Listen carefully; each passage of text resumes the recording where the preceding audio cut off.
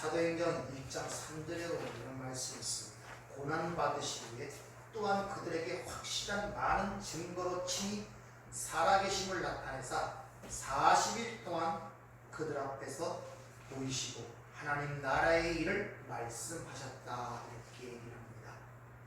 주님이 공생애 때 시작하기 전에 40일 동안 광야에 시험 받으시죠.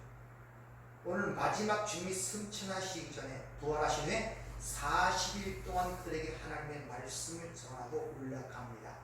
40이라는 것은 우리의 인생의 여정을 얘기합니다. 출애굽에도 광야 40년이 있습니다. 따라서 예수의 공생의 초두의 40일 광야의 그 모습이나 부활하신 주님의 40일 동안 지상의 그 삶이 바로 저와 여러분의 삶을 아셔야 돼요. 그래서 우리도 예수 믿고 예수와 함께 부활했다면 바로 주님이 부활하신 후에 그 육신의 몸을 입고 지상에 40일 동안 사시면서 하신 일, 그 일이 지금 우리의 삶이란 말입니다. 그 일을 하는 거예요.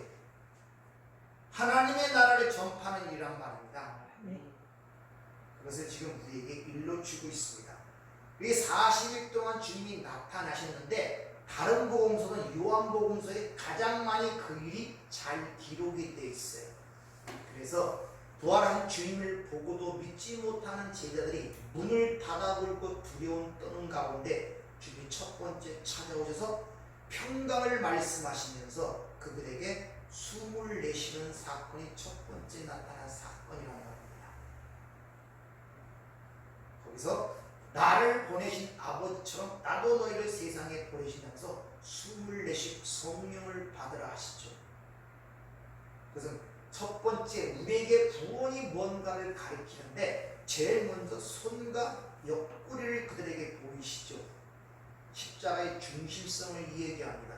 그러면서 너희들이 내가 아버지께서 나를 보내신 것 같이 나도 너희를 보내는데 그 일이 뭐냐? 십자가가 뭐냐? 그것이 바로 숨을 내쉬는 모습. 창세기 2장 7절에 흙으로 사람을 지으시고 코에 생기를 불어넣으시니 살아있는 존재가 되었다는 그것을 재현시킴으로 말미암아 이건 새로운 창조의 역사임을 그들에게 가리키고 계시는 것입니다. 그 일에 동역자로 저와 여러분이 하나님께 부르심을 입은 거예요. 사람을 살리는 일은 하나님의 말씀을 대하여 그들에게 생명의 복음을 전하는 길밖에 없습니다. 그 놀랍고 위대한 사명을 저와 여러분을 위해 부르셨고 우리에게 주셨다는 것입니다.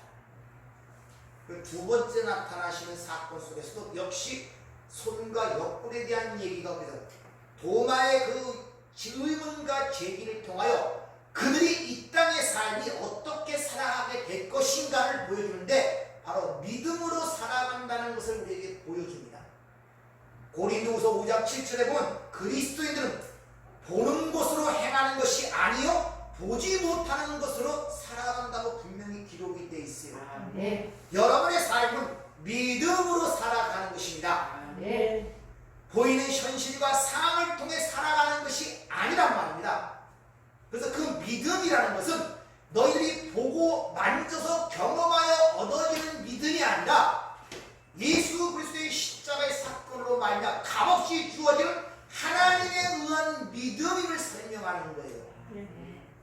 그래서 예수를 히브리서 12장 2절에 믿음의 주요 온전케 하는 예수를 바라보자 그러죠. 믿음의 창시자여 믿음의 주관자시요 그 믿음을 완전케 하는 그 예수에 의한 믿음이 우리에게 주어져서 그 예수의 믿음에 의하여 우리가 만들어져 갈 것임을 지금 도마의 이야기를 통해서 말씀하고 있단 말입니다. 그래서 히브리서 12장 믿음장이라는 그 믿음은 전부 다 그 사람의 믿음이 아니라 하나님의 믿음이기 때문에 앞에 주어가 생략되는 것입니다. 하나님의 믿음에 의하여 아벨이 그런 제사를 드렸고 하나님의 믿음에 의하여 노아가 그런 방주를 지었고 하나님의 믿음에 의하여 아브라함이 그 위치까지 올라갔다는 걸 설명하는 것이 히브리서 11장의 믿음장이란 말입니다. 그 이야기를 설명하시고 있는 거예요. 그러면서 그 항상 중심적인 부분에 손과 옆구리라는 것이 항상 등장시킴으로 말미암아 첫 번째 예수 그리스도의 십자가의 죽으심이 모든 복음의 중심이요 핵심을 얘기하고 있어요. 모든 새로운 세상은 여기로부터 출발이 된단 말입니다. 그것을 강하게 어필을 하고 있단 말입니다.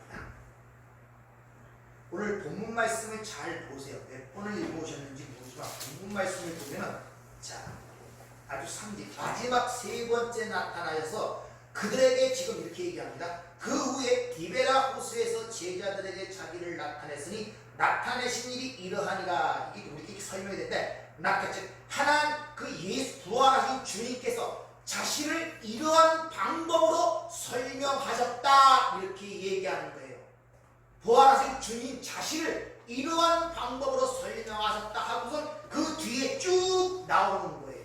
그러니까 그 뒤에 일어나는 사건과 등장하는 모든 소품, 숯불, 떡, 물고기, 바다, 겉옷 이 모든 것들은 그걸 통하여 부활하신 주님의 어떤 것을 던지는 메시지라는 내용을 담고 있다 이런 말이에요. 거기서 디베라 호수라는 이 호수가 마가복음 4장 18절에 갈릴리 바다라고 표현되어 있고 누가복음 5장 1절에는 게네사렛 호수라고 표시되어 있습니다. 그러니까 갈릴리 바다, 게네사렛 호수 다 같은 지역을 얘기하고 있습니다.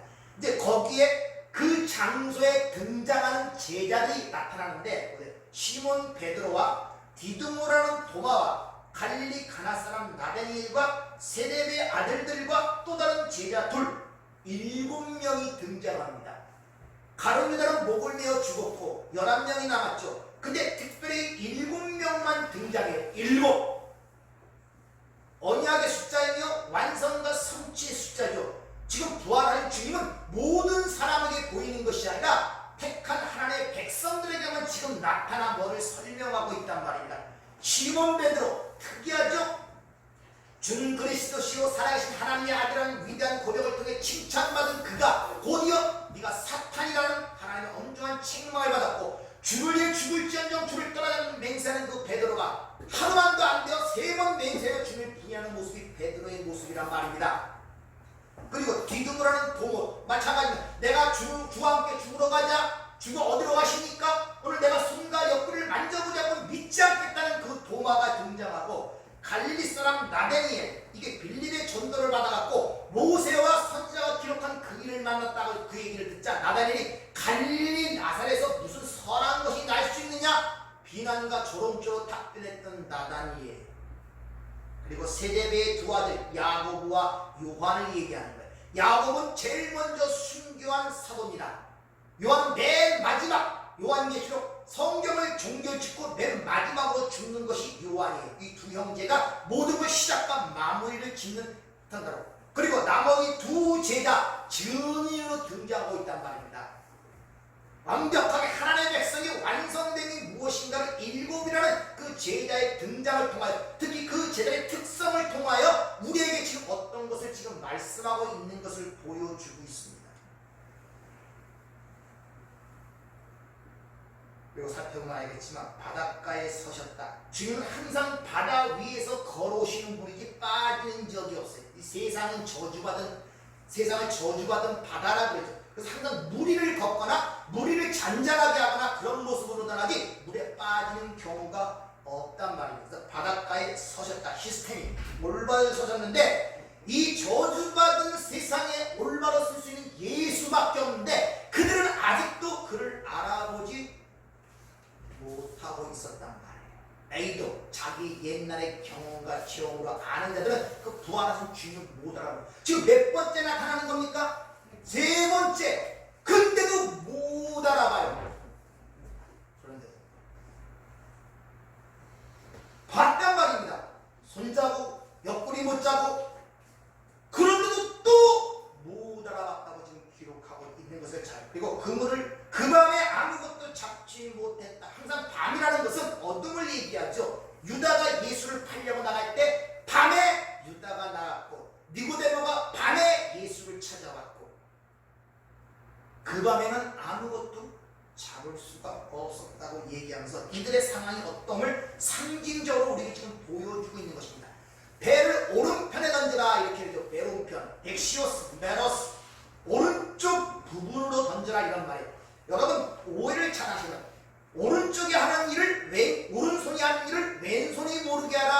말씀 있죠. 마가복음 6장에 보면 이것들을 야 은밀히 해야지 남에게 알리면 안 돼. 이런 식으로 들으시면 안 돼. 거기 소원이라는 말이 없어요. 오른쪽 하는 일은 왼쪽이 모른다는 뜻이에요. 하나님이 하시는 일은 세상이 모른다는 뜻이지 오른손이 하는 일이 왼손이 모르게 은밀하게 하는 그런 의미가 아니란 말입니다. 여기서도 하나님의 쪽, 오른손, 바른손 하나님의 쪽으로 너희가 던져야 건진다는 의미를 우리에게 전달해 주고 있단 말입니다. 네. 그러자 거기서 이제 제자, 주님이시다 눈이 뜨기 시작하죠. 그러자 베드로가 겉옷을 두루미에 바다에 뛰어내리라. 베드로가 주님이 무리를 걸어오시는 모습이 마태복음에 기록되어 있죠. 그러자 나를 주님이시는 무리를 걸어 거기서 물 위에서 내려서 걷다가 의심하자 빠지는 사건이 기록되죠. 근데 여기서는 겉옷을 두르고 바다에 자신을 던져버리는 상황으로 좀 보여져요. 뭔가 다르지 않습니까? 이제는 하나님의 은혜의 옷을 입고 세상으로 자신을 헌신하고 던지는 모습으로 상징적으로 보여주고 있단 말입니다. 아니 물에서 상당히 거리가 100m 이상 떨어졌는데 물을 헤엄쳐서 올라 그러면은 옷을 입는 옷도 벗어내야 되지 다시 옷을 입고 무슨 헤엄을 칩니까? 그리고 어떻게 예수님까지 온 사실은 기록되지 않아요. 그만큼 베드로의 믿음이 성장되어 있었다는 것입니다. 그렇게 가보니까 주님이 이미 숯불과 거기에 물고기와 떡을 준비하고 기다리고 계세요. 이 상황이 또 어디서 보여집니까? 엄청난 많은 것들을 요한복음 전체를 통하여 우리에게 말하고자 하는 모든 내용이 오늘 세 번째 마지막으로 나타나시는 여기 속에서 다 함의가 되어 있는 거예요. 그래서 준비된 숯불, 물고기, 떡, 갈릴리 호수, 베드로, 나다니엘, 도마, 세레비아 두 아들들 이 모든 것은 전부 다 거기에 어떤 구원에 대한 하나님의 어떤 원리와 내용들이 거기에 함의되어 있다는 것입니다. 어쨌든 세 번째 예수님은 갈릴리로 제자들을 찾아오시는데 그냥 단순히 갈릴리로 오시는 이미 주님이 말씀하시죠. 제자들이 갈릴리로 가라고 한 것은 주님이 명령하셨습니다. 마태복음 28장 10절 이에 예수께서 이르시되 무서워하지 말라 가서 내 형제들에게 갈릴리로 가라 하라 거기서 나를 보리라 하십니다. 이렇게 말씀하시고 주님이 십자가의 죽으심이 다시 부활하여 먼저 내가 갈릴리로 간다는 것은 이미 말씀하신 내용도 기록되어 있죠. 마태복음 26장 31절 그때 예수께서 제자들에게 이르시되 오늘 밤에 너희가 다 나를 버리리라 기록된 바 내가 목자를 치리니 양의 떼가 흩어지라 하였느니라. 그러나 내가 살아난 후에 너희보다 먼저 갈릴리로 가리라. 그러니까 제자들보다 갈릴리로 가라는 그 이야기가 주님이 살아나신 후에 먼저 갈릴리 그 내용, 갈릴리로 가라는 그 내용 속에 어떤 상징적 하나님의 메시지가 담겨 있단 말입니다. 이 갈릴리는 우연히 가게 된 것이 아님을 우리에게 가르쳐주고 있단 말입니다. 성경에서 본 갈릴리는 유대인들에게 천대와 멸시를 받던 곳이었습니다. 이방의 나라라고 해서 아주 조롱적이었어요. 그래서 나다니엘도 빌립이 모세와 선지자가 기록한 그 일을 만났다. 그게 누구냐? 요셉의 아들 나사렛 사람 예수라 그러니까 그 나사렛 갈릴리에서 무슨 선한 것이 날 수 있겠느냐 할 정도로 유대인들에게 아주 멸시와 조롱을 받던 것이 갈릴리입니다. 마태복음 4장 15절에 보면 스불론 땅과 납달리 땅과 요단강 저편 해변길과 이방의 갈릴리여 흑암에 앉은 백성들이 큰 빛을 모았고 사방의 땅과 그늘에 앉은 배들에게 빛이 빛이었도다 하였느니라. 이 말씀은 이사야 9장에 나오는 말을 마태가 인용해 쓴 것인데 이방의 갈릴리 또는 흑암, 사망의 땅, 그늘이라고 불리던 곳이 갈릴리였단 말입니다. 그래서 갈릴리는 흑암, 사막, 그늘을 상징하는 어둠의 땅, 죽음의 땅이었다는 것입니다. 근데 주님은 거기서 거기서 인생을 시작하셨죠. 그래서 쉽게 말하면 지금 제자들을 가장 천하고 멸시받고 수치받는 것으로 지금 제자들을 부르시고 자신이 먼저 가서 그들을 기다리는 모습이 우리에게 보여주고 있단 말입니다. 그래서 제자들에게 나타날 때마다 평강을 말씀하시면서 손과 옆구리를 보여줄 것입니다. 그리고 너희가 나를 따르려면 자기 십자가를 지고 자기를 부인해만이 나를 따를 수 있다고 말씀하신 이유가 거기 있단 말입니다. 마태복음 2장 21절에 보면은 주님이 왜 나사렛 사람이라 칭함받게 되어 있는가를 기록되어 있습니다. 그러나 아켈라오가 그 아버지 헤롯을 이어 유대인의 임금됨을 듣고 거기로 가기를 무서워하더니 꿈에 지시하심을 받아 갈릴리 지방으로 떠나가 나사렛이라는 동네에 가서 사니 이는 선지하신 말씀에 나사렛 사람 칭하리라 하심을 이루려 하심이라. 구약서부터 이미 하나님에 의해 나사렛 사람의 칭을 받으실 분이 바로 그 예수인데, 그 예수가 태어난 예수가 살던 그 갈릴리 나사렛은 거기서 멸시와 조롱과 수치와 역심령을 받던 곳이었음을 지금 우리에게 일러주고 있단 말입니다. 그래서 유대인들에게는 갈릴리 나사렛 하면 굉장히 수치와 모욕과 조롱의 대상이었습니다. 그래가지고 요한복음 7장 41절에 보면 어떤 사람이 그리스도라면 어떤 사람은 그리스도가 어찌 갈릴리에서 나오겠느냐? 또 52절에 보면 그들이 대답하되 너도 갈릴리에서 왔느냐? 찾아보라. 갈릴리에서는 선지자가 나지 못하였느니라. 즉 갈릴리라는 상징적 의미가 우리에게 전달하는 것은 조롱과 멸시, 경멸의 상징이 갈릴리 나사렛이라는 말이 우리에 주는 의미란 말입니다. 나사렛 예수, 그리고 그 말의 의미가 뭐겠습니까? 수치와 조롱과 경멸과 역심여기를 받는 사람이라는 그런 의미가 나사렛 예수라는 이름 속에 있는 것입니다. 지금 그것으로 제자를 불러내시는 거예요. 다시 말하면 갈릴리는 십자가라는 상징적 의미를 우리에게 전달하고 있다는 것입니다. 이렇게 사흘 만에 도발하신 주님이 제자들을 어디로 부르시느냐? 글로 불러내시는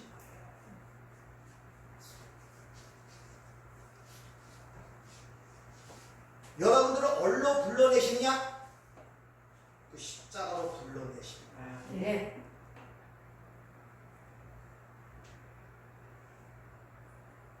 즉 내가 아버지께서 나를 보내신 것 같이 나도 너희를 세상에 보내는데 그 사역은 창조의 사역이에요. 죄의 사함을 얻어 구원에 이르는 생명에 살리는 사역이란 말입니다. 근데 그들의 출발점이 어디여야 하느냐? 바로 십자가란 말입니다. 자기 부인이란 말입니다. 그 장소로 지금 제자들을 부르시는 거예요. 그리고 너희들의 삶이 여기서 출발했듯이 너희의 삶이 이런 사람들의 조롱과 수치와 역심력으로 너희의 삶이 점철될 것이라는 사실을 그들에게 알려주고 있는 거예요. 그래서 제자들 중에 거의 3분의 2 이상이 대부분 갈릴리 출신들입니다. 갈릴리 어부 출신들이란 말이에요. 오늘 고기 잡으러 간 7명도 전부 다 그 갈릴리 출신 어부들이에요. 거기서 선택들을 한 거예요. 예루살렘성 유다에서 그 번성하고 사람들의 칭송과 사람들의 그런 어떤 바람이 되는 그곳에서 자기 제자들을 택한 것이 아니라 사람들로부터 수치와 조롱과 역심여기를 받는 데서 제자를 택하셨단 말입니다. 그리고 그들을 글로 지금 부르시는 것이 오늘 내용이란 말입니다.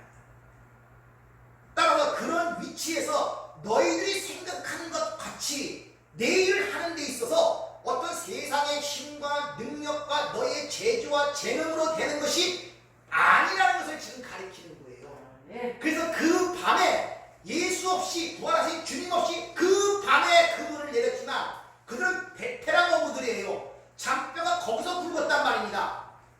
밤새도록 그분을 내렸지만 하나도 못 잡은 거예요.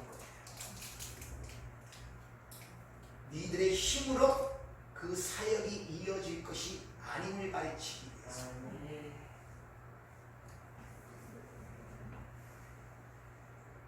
마태복음 26장 32절에 보면 내가 살아난 후에 너희보다 먼저 갈릴리로 가리라. 이렇게 이 가리라, 이게 파라소스, 앞서가다 앞서 인도하는데 목자가 양을 인도하는 형국이란 말입니다. 근데 양을 지금 목자가 글로 인도하는 형국이란 말입니다. 따라서 예수를 믿고 예수와 함께 죽고 부활한 자들은 제일 먼저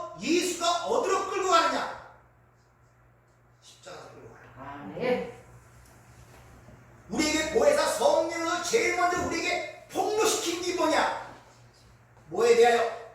죄에 대하여.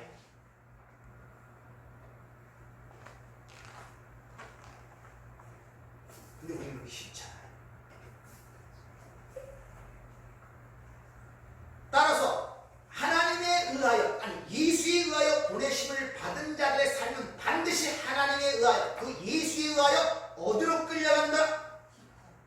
갈릴리로 끌려가는 것. 거기서 자기 부인과 자기 십자가, 즉 자기가 비워지는 그곳이 연단을 받게 되고, 자기가 비워지는 그곳에 예수가 채워지고, 그것을 통하여 하나님의 사역이 이루어진다는 것을 오늘 우리에게 보여주고 있단 말입니다. 이런 내용들의 그림이 요한복음 9장에 날 때부터 소경된 자의 모습을 통하여 보여주죠. 거기도 보내심을 받죠. 예수에 의하여. 거기서 눈이 열렸더니 어떤 형국이 벌어지냐면은 사회와 가족으로부터 출교를 당해버려요.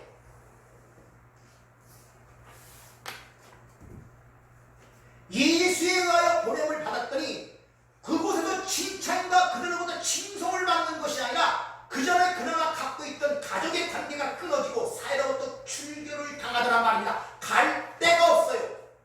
어디로 갑니까? 예수께로. 네.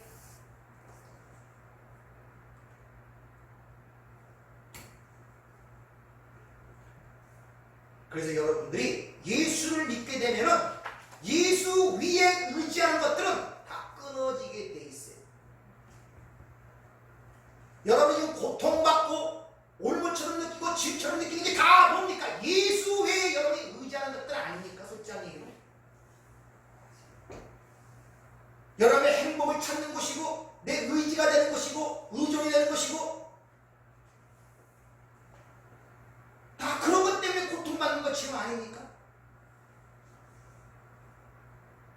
왜? 그곳으로는 생명 살리는 일을 할 수가 없어요. 왜? 예수의, 즉 생기가 살아있는 생명이 들어간 자는 그 생명을 나눌 수가 있는데 아브라함이 팠던 우물에 이 블레셋 군들이 잡동을 쓰레기를 갖다 잔뜩 채워놨으니 거기서 샘이 솟아야죠.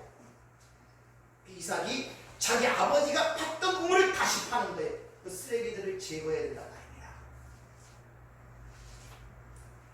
즉 하나님에 의해 보내심을 받은 자들은 자신의 능력과 재기에 의하여 자신이 예수를 돕는 것이 아니라 반대로 예수 앞에서 자신의 것이 부인당하고 내 모든 것이 배설물로 여김을 당함으로 말미암아 예수님의 일을 감당한다는 내용을 오늘 이 본문 말씀을 통해서 우리에게 보여주시는 의도란 말입니다.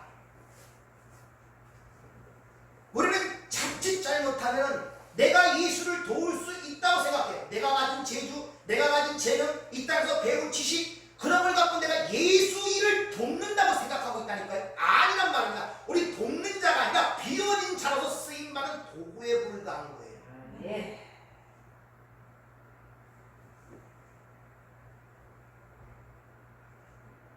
베드로가 그 많은 연단과 실패, 좌절 그런 걸 겪은 후에 어떻게 변합니까? 사도행전 3장에 보면 날 때부터 안진뱅이를 일으키죠.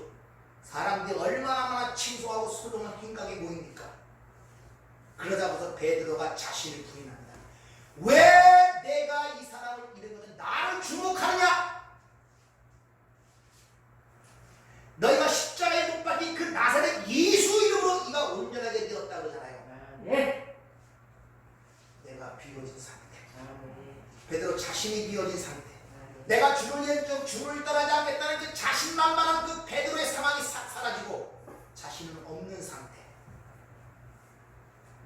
그때 그 안진뱅이를 낸 손이는 베드로의 손이 아니라 예수님의 손이었단 말이에요.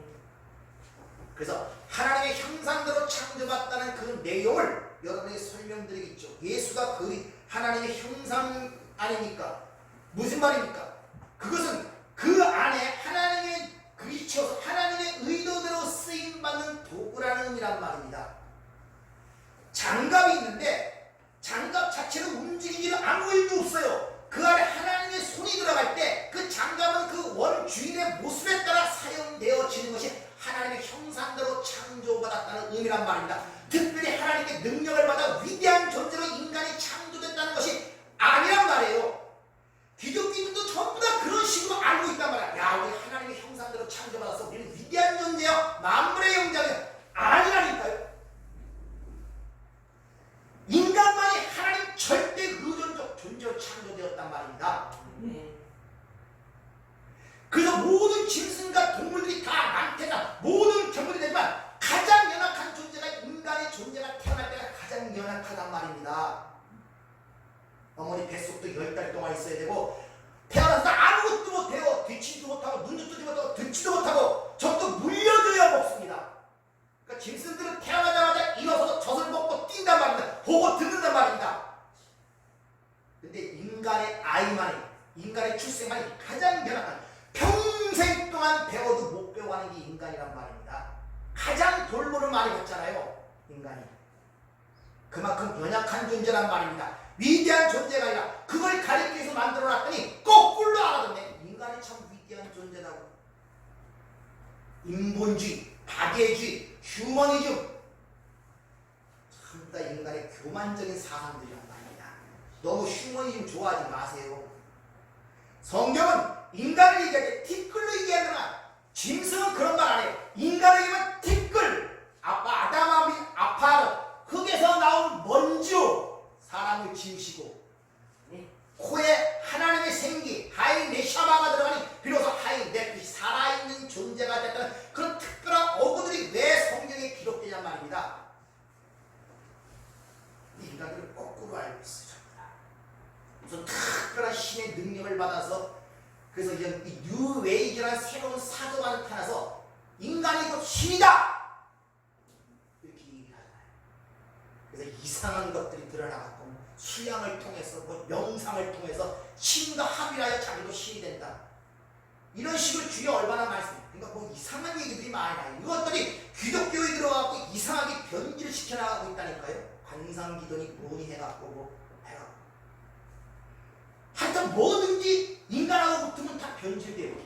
불교도 얼마나 많이 변질된지 몰라요. 원래 불교하고는 지금 있는 불교는 원래 불교하고 전혀 다른 불교들입니다. 누가 불사라고 금치해놓고 붙여 섬깁니까? 원래 불교는 그런 거 아니란 말입니다. 근데 인간하고 붙으면 자우전 금치해놓고 그게 신이 돼버리는 거예요. 점이나 쳐주고 그건 하고. 오늘 본문을 한번 보세요. 구절을 보면 육지에 올라오니 숯불이 있는데 그 위에 생선이 놓여있고 떡도 있더라, 그렇게 얘기합니다.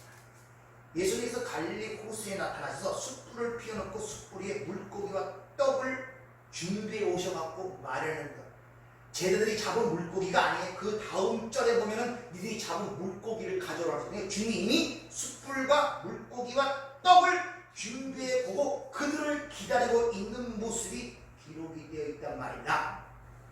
요 갈릴리 바다, 떡, 물고기, 떡까지 등장하는 데가 있죠.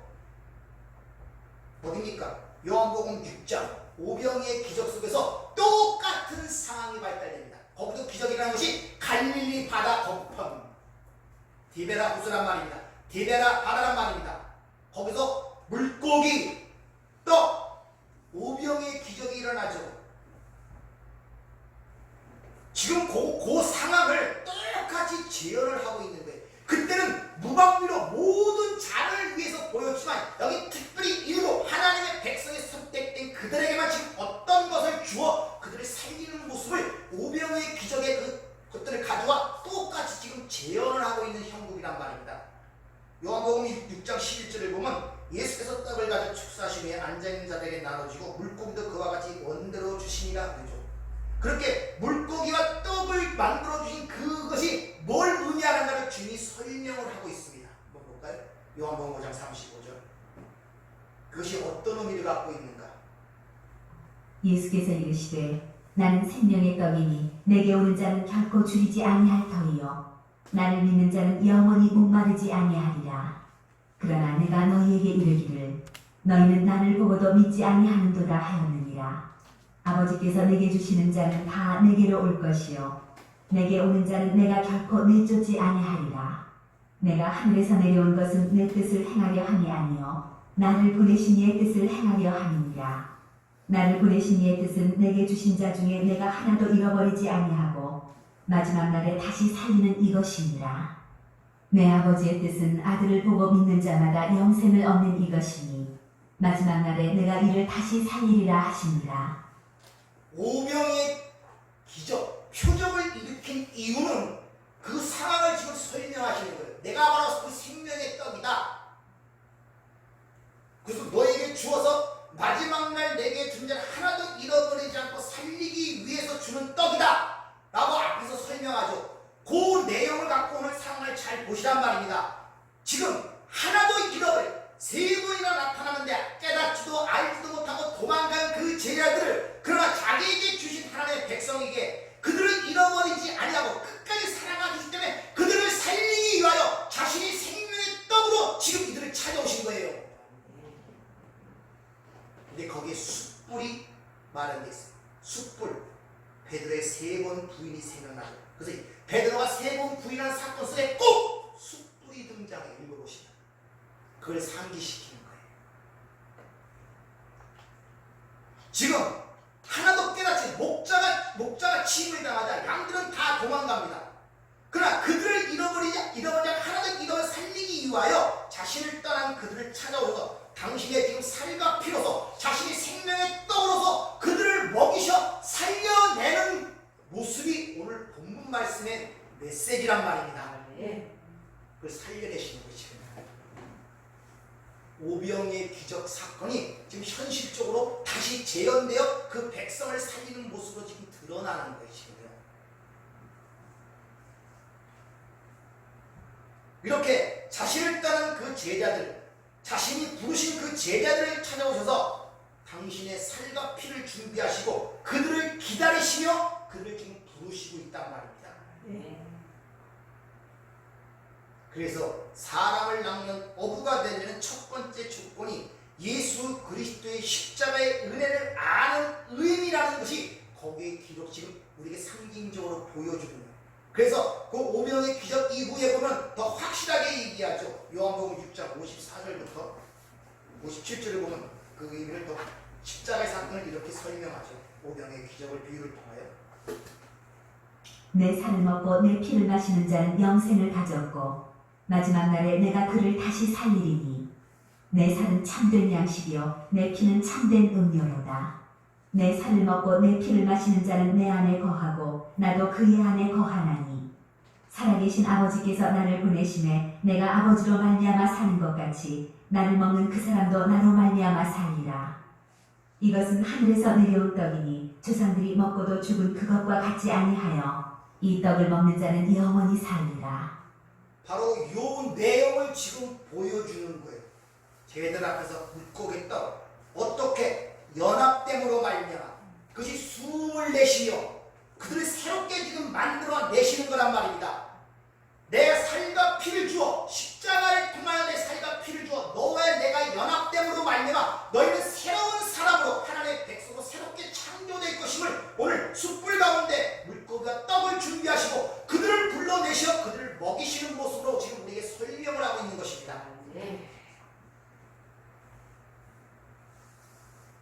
따라서 구원이라는 것은 예수님 안에서 끝까지 사랑하심에 의하여 값없이 주어진다는 것을 반복하여 설명하는 거예요. 그래서 첫 번째도 못 알아보고 두 번째도 못 알아보고 세 번째도 계속하여 나타나여 그들에게 손과 옆구리를 보여주고 여러 가지 일로 얘기하지만 여전히 못 알아먹는 그들의 상황을 대비하여 구원은 오직 값없이 하나님의 은혜의 선물로만 주어진다는 것을 우리에게 지금 강조해 보여주고 있다는 것입니다. 특별히 숯불을 등장시킴으로 말미암아 숯불 앞에 세 번 부인한 베드로의처럼 너희는 무력한 존재일 뿐이다를 폭로시키고 있는 거예요.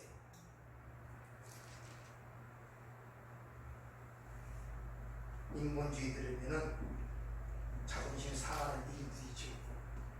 다 인간 중심으로 진화론적으로 생각하는 그 인간들에게 이런 이야기를 하면 좋아하겠습니까? 그럼 인간이 뭐야? 성경은 티끌이라고 그런다니까 여러분들. 니들 호흡이 뭐냐고 묻잖아요. 나가서 안 들어오면 죽은 거예요. 니네 인생이 뭐냐고 그러죠. 아침에 잠깐 보이다 없어지면 안개같다 그러죠.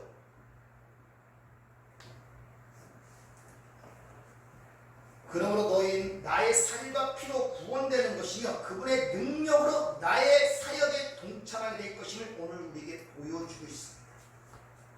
5절에 보면 예수께서 이르시되 그래서 그들을 부를 때 제자들 이름을 부르냐 얘들아 이렇게 하는 거예요. 파이디온 어린아이들이란 말입니다. 예수께서 이르시되 얘들아 너희에게 고기가 있느냐 대답하다 없나이다. 아이들 어린아이라고 부르는 거예요.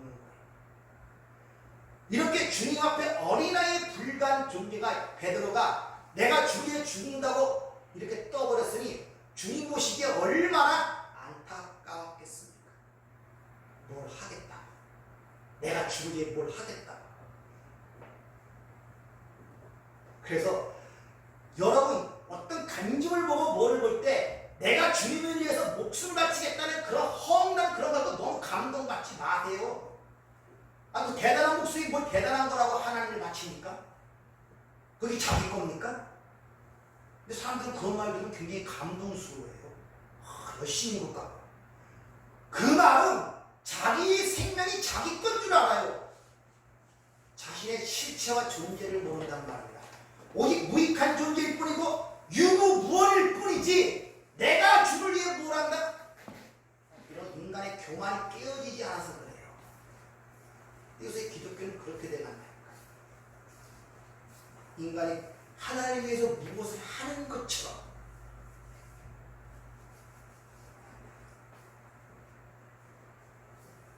그러나 주님은 그런 사람을 하셨기 때문에 연약함을 나무라거나 탓하지 않으시는 것입니다. 그래서 끝까지 사랑하신다는 말이 나오는 것이고 내게 주신 자는 하나도 잃어버리지 않고 마지막에 살린다는 주님의 단호한 각오와 결단과 그런 고백이 성경에 기록되는 이유가 거기 있습니다. 그러니까 내가 하나도 잃어버리지 않냐고 내 사랑을 끝까지 사랑하는 그 말을 들을 때 우리가 얼마나 연약하고 부족한 존재임이라는 그런 의미를 갖고 들어야지 하나님 나를 되게 사랑하시는 모양이다. 인간적 감정과 감성으로 들으면 안 된단 말이에요. 왜? 주님이 그렇게까지 얘기할 정도가 되냐? 내 존재가 그렇게 하찮은 존재라는 사실을 깨달아야 돼요. 마태복음 18장 3절에 보면 이런 말씀이 있습니다. 이르시되 진실로 너에게 이르노니 너희가 돌이켜 어린아이 얘들아 하는 그 단어와 똑같은 단어입니다. 같이 되지 않으면 결단코 천국에 들어가지 못하리라. 그러면 누구든지 이 어린아이 같게 자기를 낮추는 사람이 천국에서 큰 자입니다. 어린아이만 들어간다. 자기의 무능함과 연약함과 그런 것들을 깨닫는 자만이 들어간다는 것입니다. 그리고 그들에게만 하나님은 자신을 계시하신다고 하죠. 마태복음 11장 25절. 그때 예수께서 대답하여 주시되 천지의 주주이신 아버지여 이것을 지혜롭고 슬기 있는 자들에게 숨기시고 어린아이에게 나타나심을 감사합니다. 바라같이 이 어린아이 같은 우리와 늘 동행하시면서 그들을 지키시고 보호하시고 그들과 함께 자신의 사역을 이뤄가는 그 과정 속에서 바로 인간은 깨닫게 되는 것입니다. 내가 어떠한 존재이고 어떠한 사랑을 받았는가를 비로소 아는 거예요. 여러분들 실패를 얼마나 해보셨습니까? 내 믿음과 신앙에 대한 절망을 느껴본 적이 있습니까?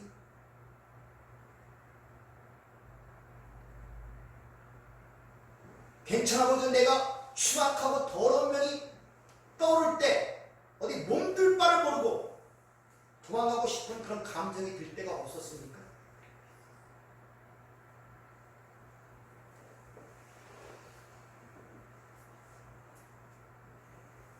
한 뼘도 안 되는 머릿속에 왜 그렇게 작다고 추악한 것들이 많이 들어있는지 도대체 이것이 어디서 왔는지 자신의 가슴을 쥐어짜면 맞습니다. 주님 죄인일 수밖에 없고 죽을 수밖에 없고 지옥 갈 수밖에 없는 존재입니다. 눈물을 흘려본 적이 있습니까? 그래서 그 아들의 죽으심이 필요하군요. 왜 이 은혜로만이 될 수밖에 없는 이유가 바로 거기 있는 거군요. 그래서 사도 바울이 그런 자의식이 발전되는군요. 만삭되어 보지 지극히 더 작은 자. 주여 내가 마귀의 괴수입니다. 그럴 때 예수의 십자가가 더 선명하게 보이는 거예요. 근데 붙들 것이 저것밖에 없구나. 아멘. 그렇게 신앙생활이 여전히 되어가는 가운데 있습니까?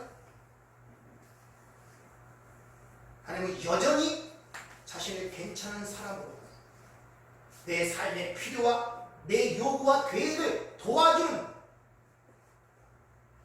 그런 쪽으로 예수를 바라보고 살아가고 있습니다.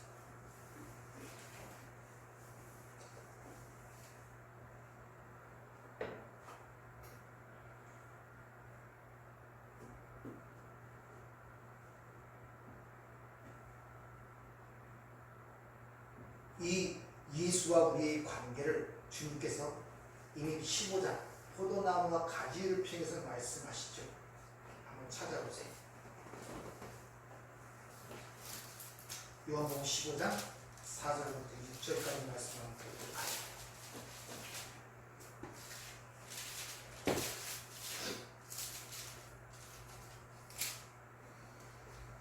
15장 4절부터 6절까지 저희 한번 같이 읽죠. 내 안에 거하라. 나도 너희 안에 거하라. 가지가 포도나무에 붙어있지 아니하면 스스로 열매를 맺을 수 없음 같이 너희도 내 안에 있지 아니하면 그러하리라. 나는 포도나무요 너희는 가지라. 그가 내 안에 내가 그 안에 거하면 사람이 열매를 많이 맺나니 나를 떠나서는 너희가 아무것도 할 수 없습니다. 이 사람이 내 안에 거하지 아니하면 가지처럼 밖에 버려져 마르나니 사람들이 그것을 모아다가 불에 던져 쓰느니라. 너희가 나를 떠나서는 아무것도 할 수 없다. 그래서 주님 그 밤에 그물을 던졌지만 하나도 못 잡았다. 여러분들이 예수를 지금 어디서 찾고 계시는지 모르지만 여러분이 예수와 함께 연합되어 있다는 이 사실을 잘 인지를 하셔야 돼요. 항상 강조합니다. 예수가 내 밖에 있는 예수를 믿으면 그건 우상숭배입니다. 100% 우상숭배입니다. 예수가 내 밖에 예수로 보여주고 그걸 믿는다고 하는 것은 전부 다 우상숭배예요. 예수가 나와 함께 연합이 되어 있는 거예요. 네. 믿습니까? 네. 내 안에 있는 예수가 거울로 보듯이 확실하게 보이는 그때를 재림, 파루지아라고 하는 거예요. 그런데 저 어느 우주 공간에서 알지 못하지만 어느 날 갑자기 구름을 타고 그 영광으로 오시는 예수를 눈으로 보게 된다. 블랙 보게 된다. 그건 멸망이란 말입니다. 심판이에요.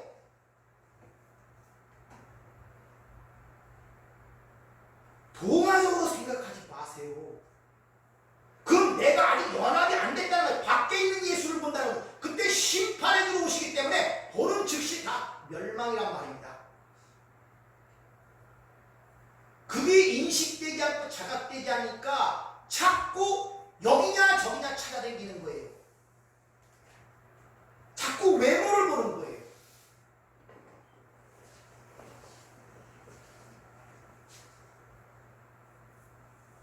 그래서 저 예루살렘에 그 여행을 가갖고 예수님 죽은 장소 피아노로 올라가면서 가슴을 쥐어짜고 울고 예수님 무덤이라는 곳에 가서 입을 맞추고 눈물을 흘리고 갔다가 엄청의 감동과 감격을 받았다. 무슨 얘기예요? 자기가 성전인데 자기의 변화는 모르고 밖의 것을 위하여 두마처럼 보고 만져 믿겠다 그러고 그걸로 해야 감동과 감정을 하는 것은 아직도 예수가 밖에 있는 것입니다. 여러분 보이는 것에 너무 감동과 감격하지 마세요.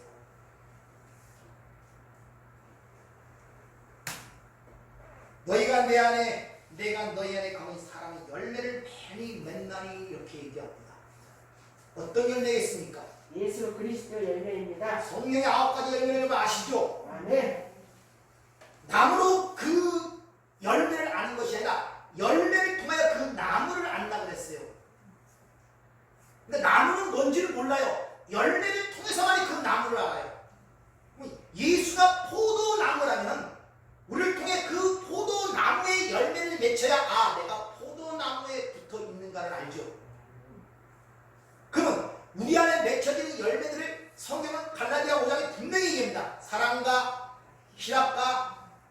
사랑과 오래 참음과 자비와 양성과 충성과 온유와 절제라 이 같은 것을 금지할 법이 없느니라. 그것이 내 삶 속에 싹수가 보여져야 된단 말입니다. 아니고 불안, 근심, 두려움, 증오, 미움, 시기, 질투, 야망, 욕망, 그것은 잘못된 것에 붙어있는 거란 말입니다. 점검들을 해보셔야죠. 그것이 예수와 연합되어 있는 것을, 믿음이 있는가, 예수가 너희 안에 있는 것을 믿음을 확인해보라 그러죠. 고린도후서 13장 5절에 보면 네가 그 예수가 너희 안에 있는 걸 알지 못하면 너희는 버리운 자라 그러잖아요. 그런 사실을 통하여 하루하루를 확정해 나가는 거예요. 방향을 잡고 다시 보고 말씀을 통하여 각성을 시키며,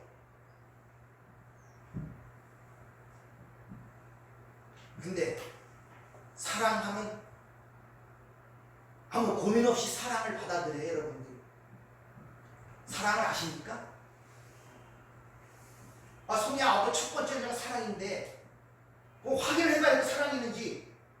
아무 생각 없이 사랑을 받아들여요. 그래서 그래, 세상에서 배운 사랑, 남편을 사랑하지 못하는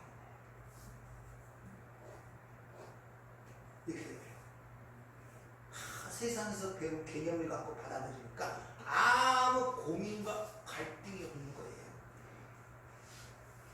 왜? 성경이 말하는 사랑이 뭔지를 몰라요. 하나님 우리를 사랑하셨다는 말이 뭘 뜻하는지 고민을 해보질 않아요. 그러면서 하나님이 세상을 이처럼 사랑하사 독생자를 주셨으니 이는 저를 믿는 자마다 멸망치 않고 영생을 얻으리라. 말은 많이 하면서 사랑도 모르고 멸망도 모르고 영생도 모르고, 모르는 게 아니라 야에 관심도 없죠. 기껏 생각해야 선이나 베풀고 구제나 잘하고 남에게 잘하게 되면은 그래 지옥까지 않고 그 지옥도 뭔지도 모르면서, 사는 게 지옥인지 모르면서, 이 세상이 지옥인지 모르면서 어떻게 그 지옥을 알겠습니까? 보이는 것은 나타난 것으로 만약 된 것이 아니고 보이지 않는 것을 보이기 위하여 세워진 것들인데, 또 뭔지 모르고 영생을 주셨다 그러지만 영생에 대한 고민과 갈등이 없고 뭘 말하는지 모르니까 그래, 무조건 시간적으로 영원히 사는 거예요. 여기서 생각하는 천국 파라다이스, 황금길에다가 다이아몬드로 진 변기에다가 60평짜리 아파트처럼 물도 콸콸콸 나오고 그런 데서 사는 그런 개념을 갖고 생각들을 하고 있으니 얼마나 사탄이 틈따위가 좋겠습니까? 천하만국의 영광을 보여주면서 내게 절하라, 그게 예수구나, 그게 하나님이구나, 그게 바알인지를 모르고 전부 다 거기에 머리를 덥석덥석 숨긴단 말입니다. 그런데 주님이 하나도 잃어버리지 않게 위하여 자신의 살과 피를 준비하고 그 제단을 찾아오신 거예요. 얘들아, 거기서 나오라고. 내가 다 준비하고 있으니. 이 사랑이 감격되지 않습니까? 저는 말씀을 읽을 때마다 어떻게 숨이 막혀요. 진짜 세상 싫습니다.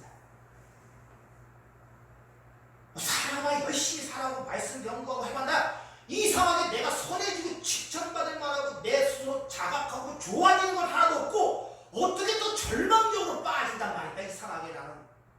그러니까 무슨 소망이 있고 무슨 재미가 있겠어요? 내가 나아지는 게 보이고 좀 자존감도 생기고 좀 그러야 될 거 아니에요. 근데 이게 아니란 말입니다. 이게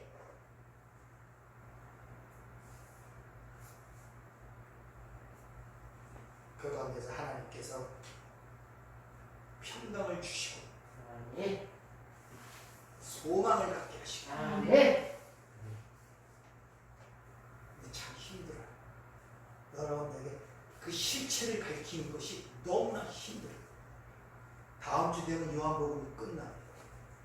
저는 어디서 한 구절 띄다 하고 한 구절 그런 거 싫어해요. 한 통 전체로 처음부터 끝까지 훑어나가야 숲을 보게 되는 안목이 생겨요. 여기서 하나 끌어와서 뭐 이렇쿵 저렇쿵 아무런 효용 없습니다. 그래서 2년 좀 넘는데 요한복음 1장부터 마지막 21장까지 통으로 여러분의 해야 돼요. 뭔가 좀 잡힙니까?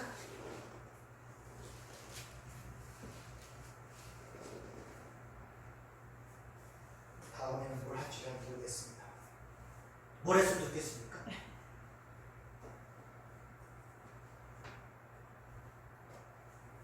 복 받는 비결을 얘기해요.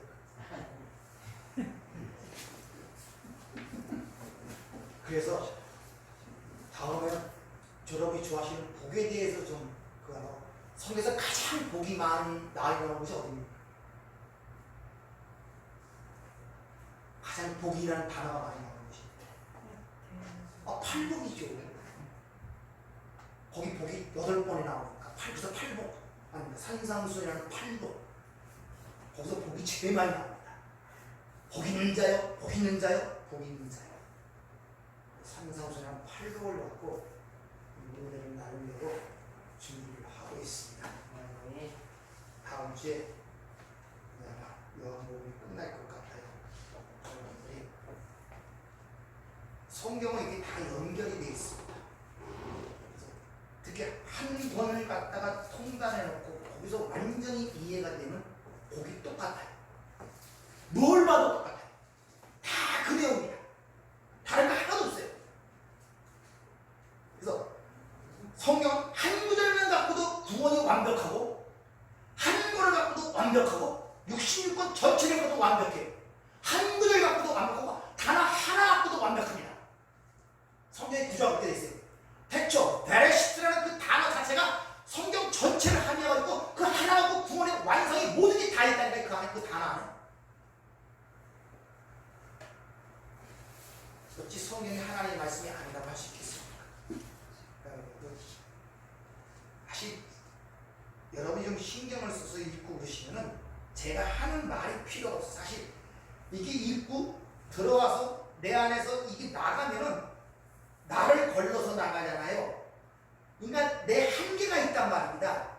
내 주관이 있고 인간적인 어떤 것들이 앵무새가 아니잖아요. 제가 똑같은 걸 그냥 뭐 대가서 하는 게 아니잖아요. 그러니까 나에서 걸러져 나가니까 원 상태로부터 자꾸 훼손이 돼요. 훼손이. 좀 하나님의 말씀이 생명의 말씀이라 그러잖아요. 읽으세요. 말씀이 하나님이라 알아요. 자꾸 꿈속에서 무슨 일을 통해서 자꾸 보려고 그러지 말고 말씀 읽으세요. 그 안에서 하나님을 만난 그런 경험이 있기를 부탁을 드립니다. 은혜롭고 자비로우신 아버지, 요한복음이 이제 2년을 넘고 마지막을 향해 가는 데 있습니다. 부족한 점, 참을 어설프고 미련한 가운데 말씀을 전파하지만 성령께서 바르게 또 깨닫도록 하실 줄 믿습니다. 하나님, 우리에게 주어진 생명의 말씀이 얼마나 소중하고 얼마나 우리에게 많은 빛과 평강과 안식과 기쁨과 소망을 주는 줄 우리는 모릅니다. 이 손님꼴보다 더단 이 하나님의 말씀을 삼하도록 하시고 말씀을 사랑하는 자에게 장애물이 없다는 하나님의 그 약속대로 이 땅의 여생이 자유로운 삶이 될 수 있도록 축복하여 주시옵소서. 예수님 이름으로 기도하옵나이다.